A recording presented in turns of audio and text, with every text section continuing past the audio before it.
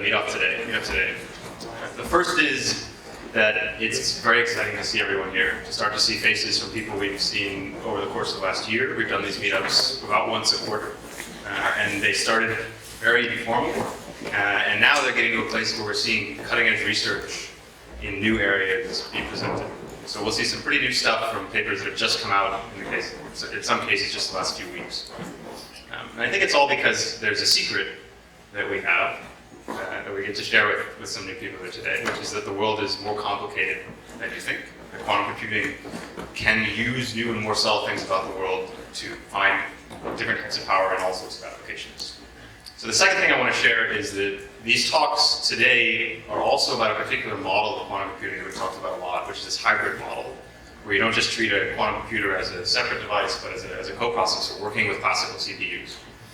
And so we'll look for that in each of these talks that are focused on quantum machine learning and what you can do in this sort of hybrid model. So the last thing I want to do is thank Erica Ample in particular from YC and YC for hosting the event.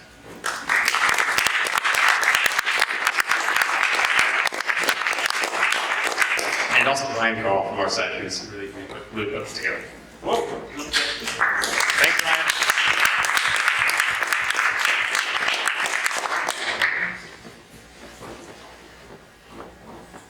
So our first speaker will be Johannes Otterbach from Rigetti. We'll talk about unsupervised machine learning on a gate model quantum processor. So take it away. Thanks, Will. Thanks everybody for being here. I hope everybody can hear me. If you do not hear me, just raise your hand and tell me that I should speak up or adjust the microphone. So yeah, I'm excited to tell you a little bit about what we did at Rigetti over the last couple of weeks. And present you some new results that came out of our quantum chip. So the title of this talk is called Unsupervised Machine Learning Hybrid Quantum Computing, and I'm going to take you a little bit through it, what it actually means. But first of all, a little bit of telling you what Rigetti is all about. We consider ourselves to be a full-stack quantum computing company, which means we are actually fabricating our own chips. We have our own fabrication laboratory. We produce our own chips. We have our hardware bring-up, control systems, fridges, and everything. On top of that, we build our own control system software. And in the end, we also have our applications. And this is what the main part of this talk is actually going to be focused on. It's on this application layer. But first of all, I want to actually tell you a little bit, we do have an actual quantum chip, which is a 19-qubit chip. And just to tell you a little bit about how fast this actually works, in June we just had an 8-qubit chip, and in December we had a 19-qubit chip. So we are actually on track of building more and more qubits with better fidelity, so we can actually do these kind of applications by now. One of these applications that we run on this is now published on Archive. It's in a paper about this unsupervised machine learning, and what I want to tell you a little bit about is what kind of unsupervised machine learning do we actually do. The problem we consider is called clustering, so let me talk you a little bit through it. The fundamental problem is that you have a bunch of points. For example, here, just black dots in the middle of a plane, and the question is, can I find a natural property of these points that makes them similar to each other? Saying like I have a similarity metric, something that defines how like two points are, and then color them according to this metric. If that's a little bit too abstract, you can think of this, for example, in recommender systems like Netflix has. All the people with the teal color, like action movies, all the other ones with the more fuchsia colored are romantic comedies. And so what we want to do is essentially cluster these people together. They are similar because they like different types of movies. So it turns out that this kind of clustering problem has one mathematical formulation, which is called the max-cut cluster, which is sounds a bit complicated, but in the end, what it is, you have a bunch of points, which are these nodes that you see here, and you have some edges in between. And this edge, the number of the edge, tells you something about how similar or how distant they are. In this case, the larger the number, the more dissimilar are, the more unlike they are. And what you want to find is essentially a way to cluster or to assign nodes to these points so that when you draw a line through all these edges that you have identified, the sum over these numbers on these edges is maximal. And now, as you can already mention, like there's two different kind of colors in here, and I can find a lot of different kind of color assignments. And if I add up the weights that connect these two colors, they will not necessarily be maximal. So finding this maximal way is what we call an NP-complete problem. So it means you need to have exponential number of times to actually try out different types. And this is called an optimization problem. So you want to find the right bitstring assignment that maximizes this cut. How would we do this on a quantum computer?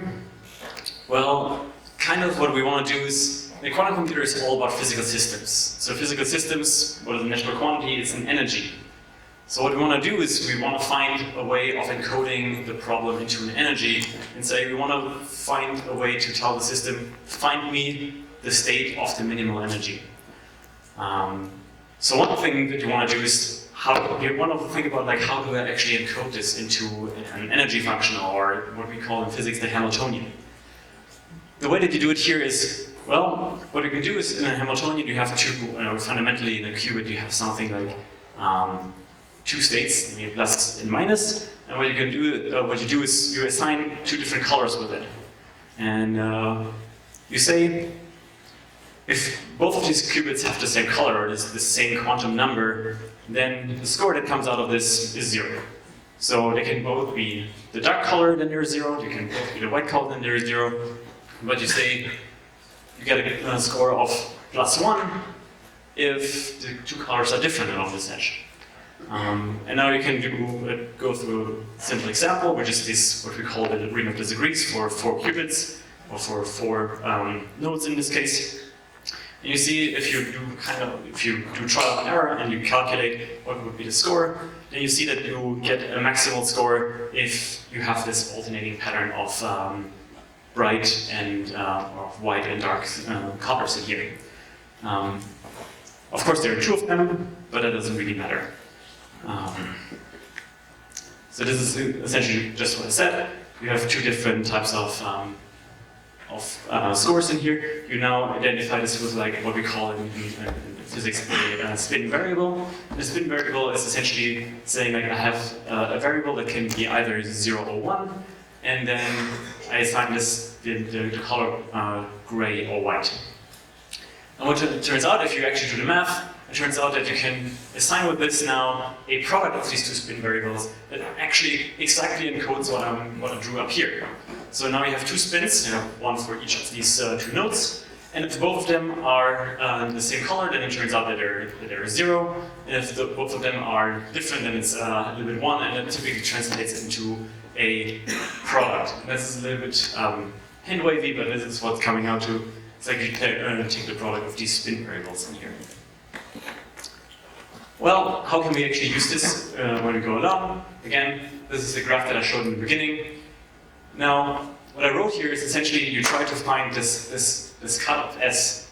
That means like identify all the edges that you would draw with this T9 that I had before, and sum up all the weights in here. On the other hand, we can also do this differently. We say like this edge is in this cut.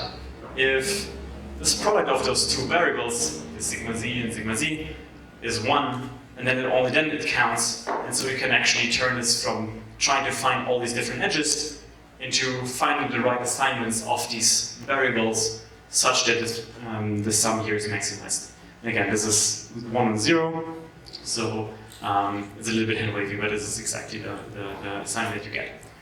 And it turns out that all what you need to do is find the right bit string assignment. That means like find the right combination of 1s and 0s so that you find the maximal value in here and you get this, in the end, this nice color in here. Well, how would we do this on a quantum computer? There's this proposal that has been coming up in now almost 4 years ago by Edward Farey et al. And the idea here is that you start with a Hamiltonian or an energy functional that is easy to understand.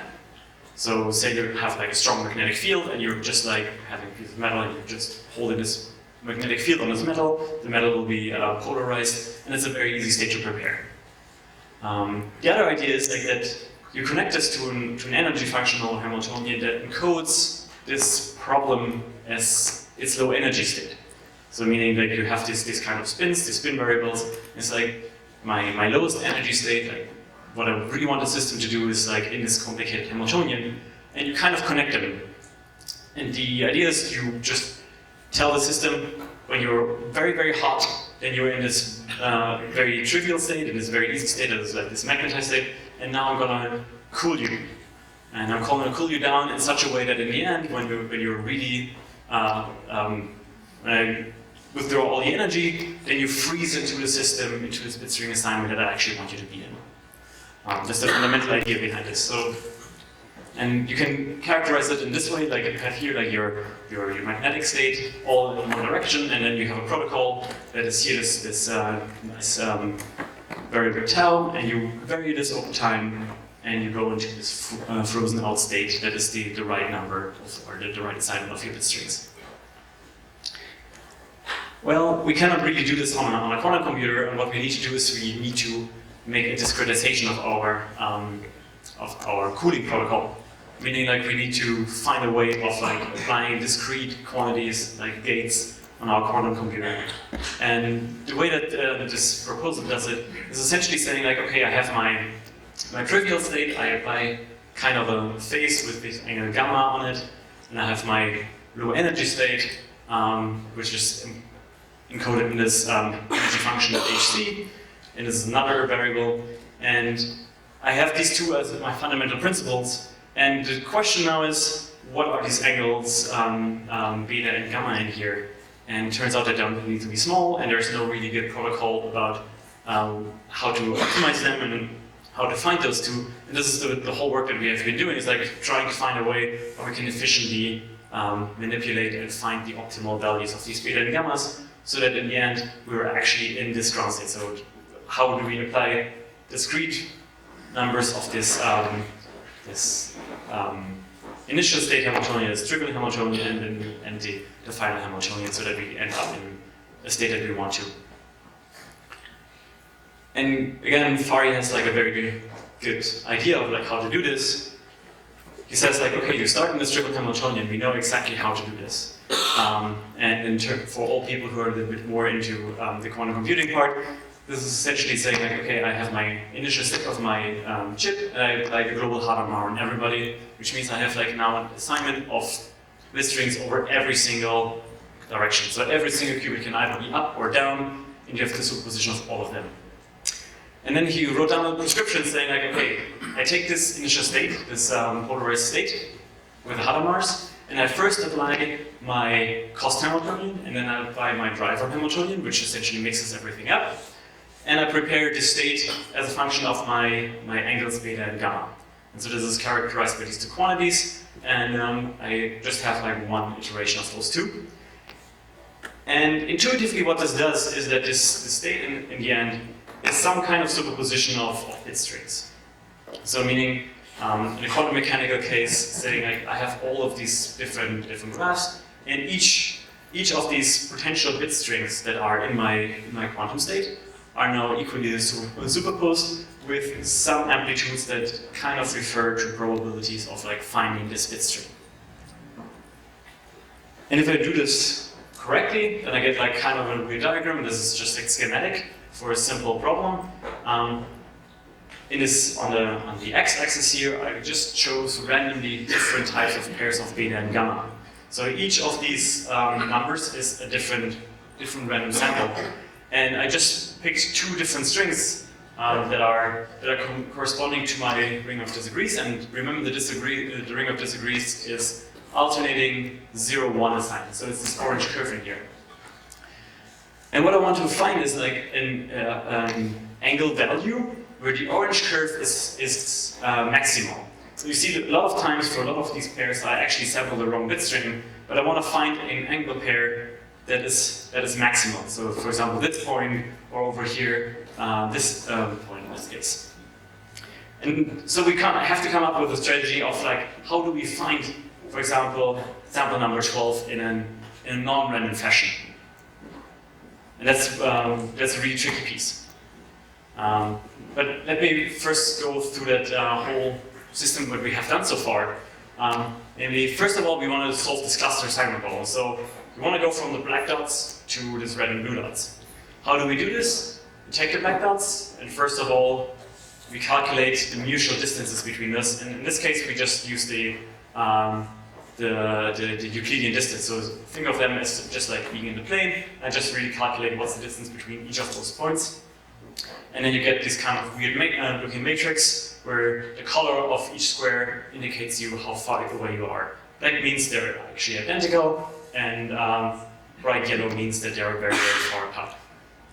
You take this matrix, and this Hamiltonian node is familiar to you guys. And these weights, these Wij, those are essentially the weights between different pairs of qubits. So say qubit 0 and qubit 1 have a certain weight, probably somewhere around 4, and that is then the weight between those two guys, and you can encode this into your Hamiltonian.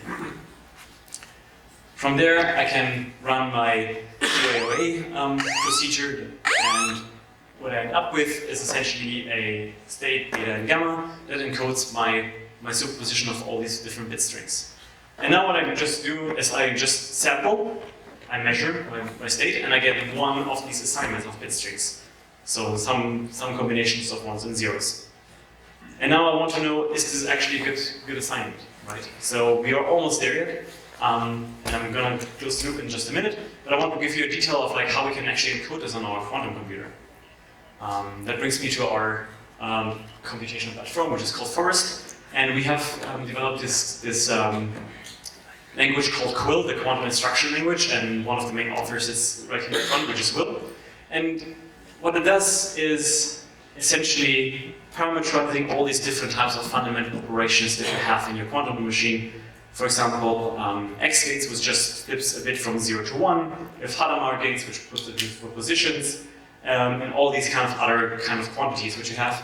And if you want to do this in a coding fashion, you can essentially say, apply an X on my gate Q, on my qubit Q, or apply a Hadamard on my qubit Q, and that's the fundamental piece. Think of this as kind of an assembly for a quantum computer.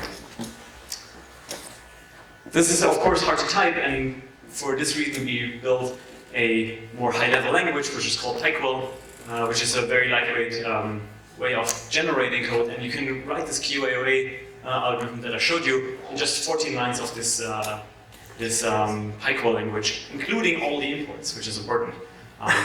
So that should show you something. So essentially what you do is you're importing everything, you're creating your initial state, which is the superposition, you have your cost and your driver Hamiltonians, and then you parameterize the protocol with your betas and gamma, and you run this whole thing on the QVM or on our actual QPU, and I'm going to show you the results later.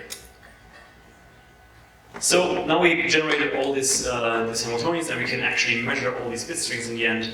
And the question is now, let me come back to when are we actually done? So what we want to do is actually find this kind of optimization where we somehow close the loop and say, how do we select our angles that we initially said we need to have? Well, we start essentially by selecting a pair of angles. We create this QAOA protocol that we just described to you. We send it to our QPU. We play up all the instructions, like all our gates, all our pulses. We measure, and then we get it back. And now we have like the problem. The results that we have to get back, we now have to evaluate to a certain extent. And then this evaluation should go into a termination criterion. Is it a good result? And we're done. If not, this evaluation should inform ourselves how do we select the next angles. And the way that we did this is using Bayesian optimization. Let me get into a little bit more of detail. First of all, we need to evaluate an objective function. And the objective function is nothing else than a function that goes from our bit strings to a number of real values. And and this function has to be maximized. And this function should somehow express how good, what's the quality of this bit string that we just sampled. And one of the fundamental problems that you have on a quantum computer is it's really, really hard to get information about the gradients of your circuits. That's very different from classical optimizations, where you can actually build gradients from your functions. On a quantum computer, this is really hard, so it's very easy to just use methods that do not depend on gradients or derivatives, and we use the Bayesian methods here. So let me get you through it. What is Bayesian optimization? First of all, you make an assumption about your objective function. We choose to say like our objective function is Gaussian to a certain extent. It's not quite correct, but think of it as a Gaussian distribution. And what you can see that under this assumption, all of these different curves, this orange, the blue, and the green curve, they're all valid ways of saying like this is my objective function. What do we do in statistics with Bayesian optimization? Well, we put this hypothesis to a test, we make a measurement at one point, and we get one data point. And so now we have to say like, okay, we make one measurement, and we have to update our belief functions so we know exactly what the value at a certain point is. And then we get a new model that tells us like all these different curves, like now the green, orange, and blue curves, they have to fit through this point, and that's exactly what it comes out here. And then we measure again, and get another data point, and so now these curves have to follow this kind of bonbon shape. And you do this a couple of more times, and you get, with each different measurement, you get updated beliefs, and so you see like the more measurements we take, the more precisely we know our objective function. And these measurements are now parameterized by an input parameter theta, as you can see here. And this theta can be, for example, a pair of these angle pairs, right? And this is exactly what we do on the machine. You choose these angle pairs according to Bayesian Optimizer, and this is what actually happens in a quantum chip. No, this is not a chip, sorry. This is our simulator. What you see here, these are the steps of our Bayesian optimization, meaning like these are the numbers of times we sample these different parameters, input parameters. At each point, we actually take a couple of bit strings. The reason for that is we want to actually optimize over the whole objective function, and because it's a superposition of bit strings, you need to sample a little bit more. And what you see here is the distribution of our cost Hamiltonian. And you see that the average value doesn't change very much in this example, but you see that the extreme values you can sample very much, and that's all what you care about. And what you do is you just keep the best possible value, and that's this blue curve over here. And whereas the mean value is the green curve, and you see the red curve is the best value at each sample point. And what we keep is just the best historic value on this. What you can also see is that after a couple of steps, the Bayesian optimizer converges to a given pair, so it keeps on sampling at the same angle value pair, which means that these two lines are horizontal. We then said, okay, let's put this onto an actual quantum chip. The problem is, of course, that our chip is not perfect.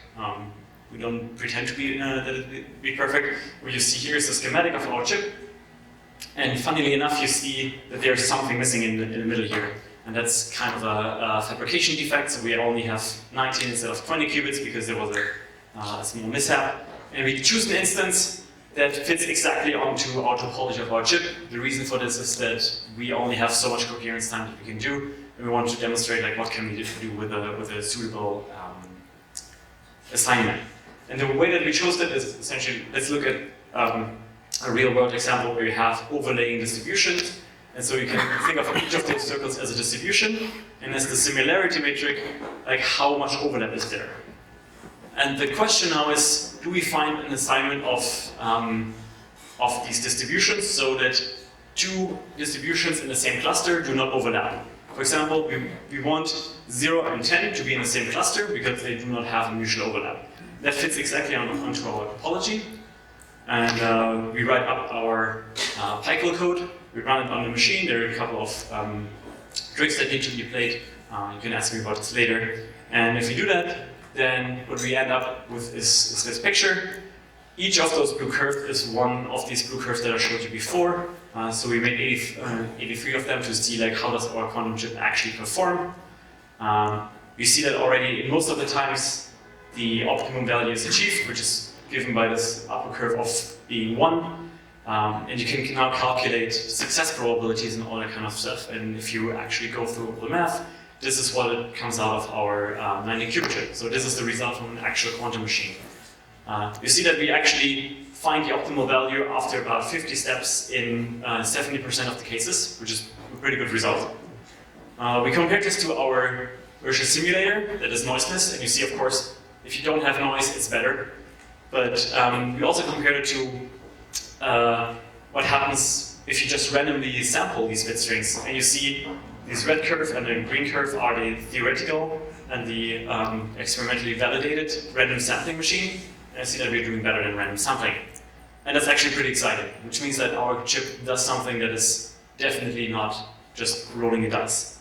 And that's a start. And I think that's actually very exciting because it means that we have an actual chip that has a large number of qubits, and you have some amount of physicality in here that is interesting to see. And I was very excited about this.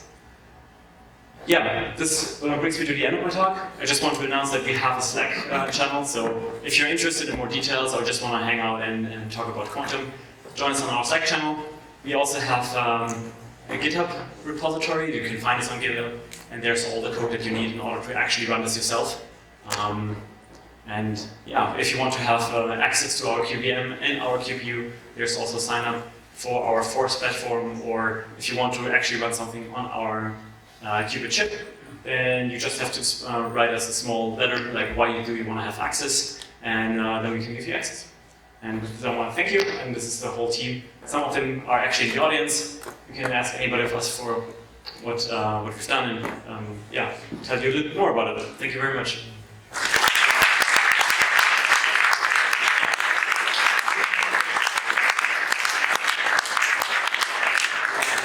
We have time for just one question.